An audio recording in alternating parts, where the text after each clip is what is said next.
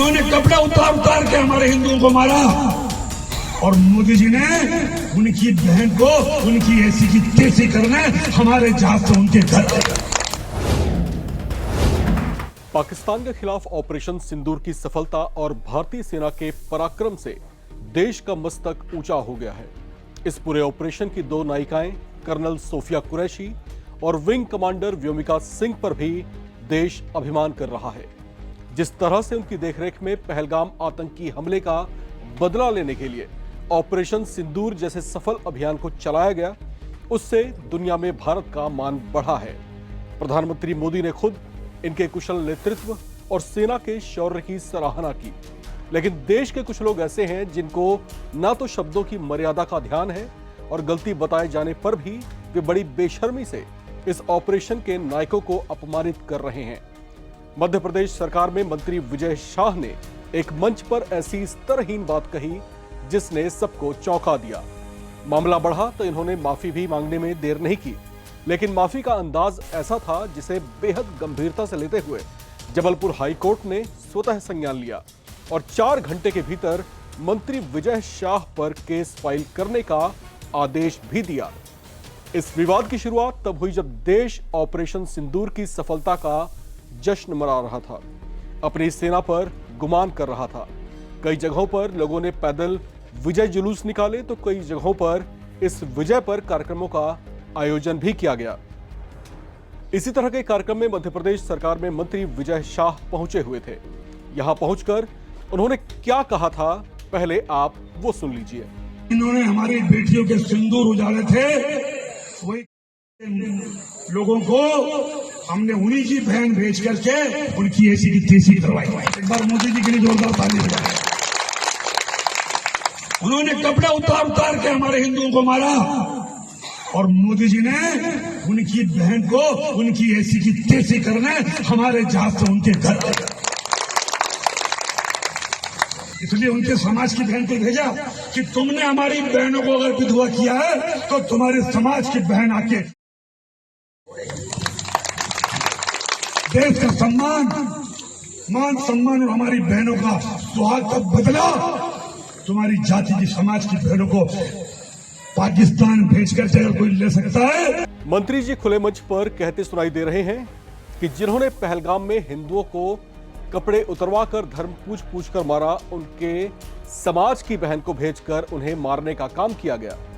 इस आशय से लोगों को, विपक्षी दलों को यही समझ आया कि मंत्री विजय शाह कर्नल सोफिया कुरैशी को आतंकियों की बहन बताने की कोशिश कर रहे थे, जिस पर ऐसा विवाद पैदा हुआ कि राजनीतिक गलियारे में बखेड़ा खड़ा हो गया। मध्य प्रदेश कांग्रेस के अध्यक्ष जीतू पटवारी ने इस पर पीएम नरेंद्र मोदी को पत्र लिखकर मंत्री विजय शाह के खिलाफ सख्त कार्रवाई करने की मांग की है। उन्होंने इसे बेहद घृणित और राष्ट्र विरोधी कमेंट बताया है। वहीं बसपा सुप्रीमो मायावती ने भी कर्नल सोफिया कुरैशी को आतंकियों की बहन बताए जाने वाले बयान पर दुख जाहिर किया और इसे एक बेहद आपत्तिजनक माना। उन्होंने भी पीएम मोदी से गुजारिश की है कि मंत्री विजय शाह पर कड़ी कार्रवाई की जाए। लिहाजा विजय शाह विपक्षी दलों के निशाने पर आ गए हैं, जबकि सोशल मीडिया में भी उनकी जमकर आलोचना की जा रही है।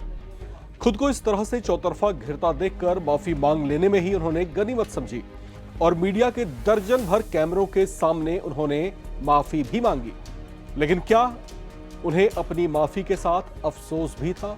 इस पर सवाल है, क्योंकि जिस अंदाज और जिस अल्फाज में उन्होंने माफी मांगी और उसके बाद जिस तरीके से ठहाके मारकर हंस दिए, वो देखते हुए यही लग रहा है कि उन्हें शायद अपनी टिप्पणी पर खेद था ही नहीं।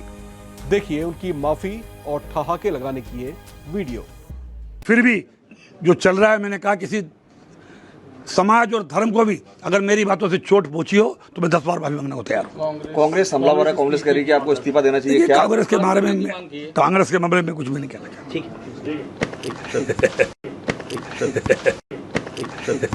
इस वीडियो में मंत्री विजय शाह साफ कहते सुने जा रहे हैं कि मैं सोफिया बहन से 10 बार माफी मांगता हूं। माफी, माफी और माफी। कर्नल सोफिया कुरैशी पर घटिया बात को लेकर घिरे मंत्री विजय शाह बार बार माफी मांग रहे हैं, लेकिन ये माफी सिर्फ मीडिया के कैमरों के सामने ही दिखी। मीडिया के माइक पर माफी मांगने के बाद मंत्री विजय शाह ठहाके लगाकर हंसते दिखाई दिए। इससे साफ होता है कि उन्हें अपनी घटिया बात पर शायद कोई अफसोस था ही नहीं। फिर भी जो चल रहा है, मैंने कहा किसी समाज और धर्म को भी अगर मेरी बातों से चोट पहुंची हो तो मैं 10 बार माफी मांगने को तैयार हूँ। कांग्रेस हमलावर है, कांग्रेस कह रही है कि आपको इस्तीफा देना चाहिए क्या? कांग्रेस के बारे में कांग्रेस के मामले में कुछ भी नहीं कहना चाहता।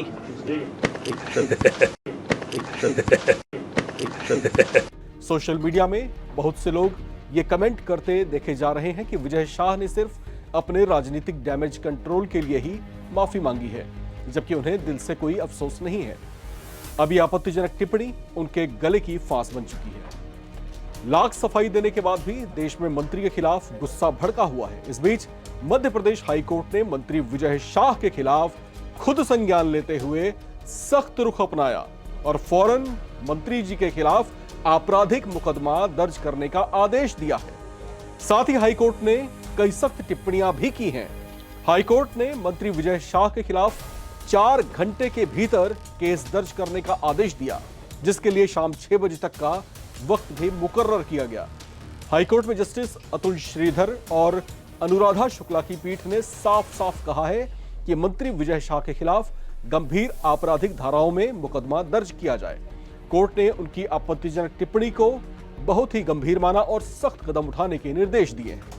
हैरत वाली बात यह है कि विजय शाह 8 बार के विधायक हैं और आप समझ सकते हैं जब कोई व्यक्ति इतने लंबे अरसे तक सक्रिय राजनीति का हिस्सा रहता है तो उसकी समझ में, उसकी वर्तनी में, उसकी भाषा में, उसके अंदाज में शायद ये बात रिफ्लेक्ट होनी चाहिए कि वो किस पदवी का, किस कद का और समाज में किस स्तर का व्यक्ति है। अगर इस स्तर के व्यक्ति को भी अपनी शब्दों की मर्यादा का ध्यान नहीं है तो ये आम व्यक्ति की तुलना में ज्यादा गंभीर इसको माना जाना चाहिए, जो कि हाईकोर्ट ने माना भी है और स्वतः संज्ञान लेते हुए मंत्री जी को जो है अब तलब कर लिया है। उनके खिलाफ आपराधिक मुकदमा जो है दर्ज करने की बात कही गई है, आदेश दिया गया है।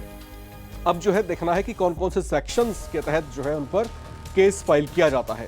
लेकिन फिलहाल इस ऑपरेशन के बाद जब देश जश्न मना रहा था तो ऐसे वक्त में इस तरह की बेतुकी बात कह करके किस तरीके से वे घिर गए हैं वो अपने आप में बेहद चौंकाने वाला है। इस पर यह भी कहा जा रहा है कि बीजेपी की तरफ से चुप्पी साधी गई है। हालांकि चुप्पी का मतलब सिर्फ नजरअंदाज करना नहीं होता, चुप्पी का मतलब यह भी होता है कि जो कोर्ट ने कहा उसका स्वागत। इस अंदाज में भी इसको हम देख सकते हैं। बहरहाल इस समय मंत्री विजय शाह चौतरफा घिरे हुए हैं। कोर्ट के फरमान पर उन पर केस दायर किया जा चुका है। राम की रिपोर्ट में फिलहाल इतना ही। बाकी तमाम अपडेट्स के लिए आप लगातार बने रहें और देखते रहें एनबीटी ऑनलाइन। नमस्कार।